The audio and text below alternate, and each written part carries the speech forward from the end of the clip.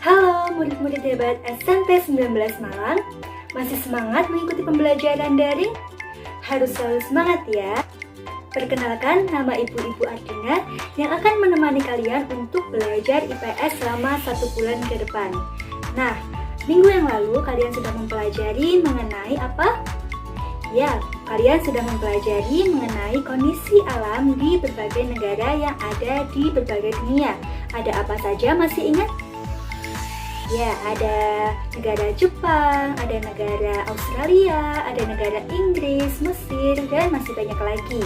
Nah, untuk hari ini kita akan belajar mengenai dinamika penduduk yang ada di benua-benua. Sebelumnya, ada yang tahu apa pengertian dari dinamika penduduk? Ya, dinamika penduduk merupakan perubahan dari komposisi penduduk atau jumlah penduduk yang disebabkan karena angka kelahiran, angka kematian, maupun angka perpindahan penduduk atau migrasi. Untuk yang pertama, kita akan mempelajari mengenai dinamika penduduk yang ada di benua Asia. Dan setelah mengikuti pembelajaran kali ini, diharapkan kalian mampu yang pertama yaitu menganalisis dinamika penduduk yang ada di benua Asia, serta yang kedua mampu mengidentifikasi jumlah penduduk di beberapa negara di benua Asia.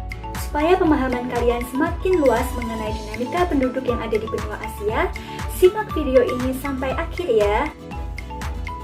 Menurut World Population Datasheet atau WPDS, jumlah penduduk Asia pada tahun 2005 adalah sebesar 3.921 juta jiwa, dan jumlah penduduk Asia pada tahun 2015 sebesar 4.397 jiwa.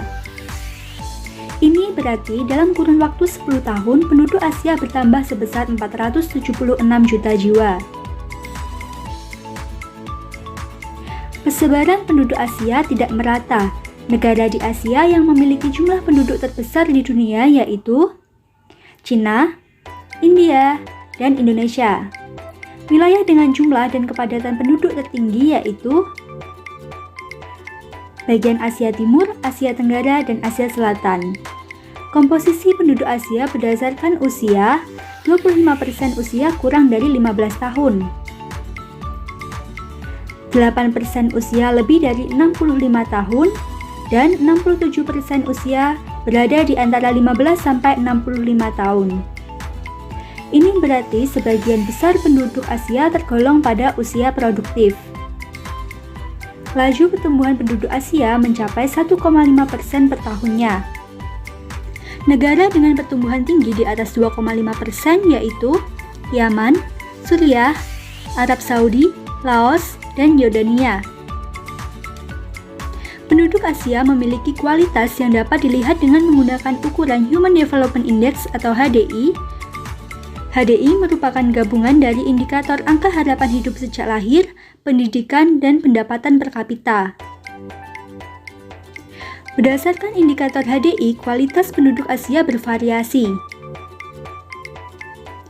Negara yang memiliki kualitas yang tinggi yaitu Jepang, Korea Selatan, Singapura, Brunei, Cina, dan Arab Saudi. Sedangkan negara yang termasuk kategori rendah adalah Nepal. Negara yang termasuk kategori sedang yaitu Indonesia, Filipina, Vietnam, dan Kamboja. Dilihat dari komposisi berdasarkan ras, penduduk di benua Asia terdiri atas 3 ras utama, yaitu ras Kaukasoid, ras Mongoloid, dan ras Negroid.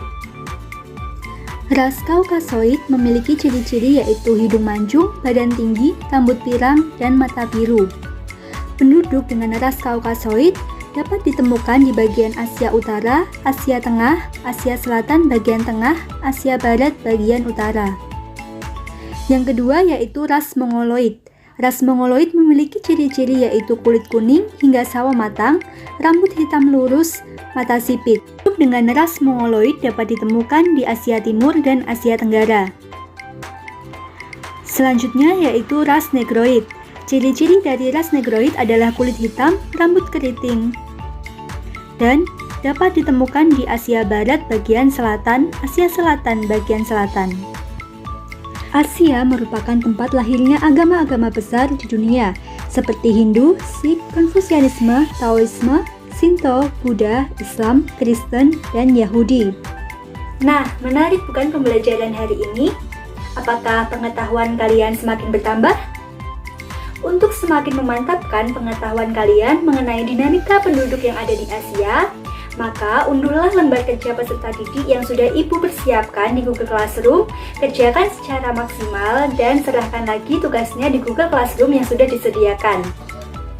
Untuk pertemuan minggu depan, kita akan mempelajari dinamika penduduk di benua Amerika.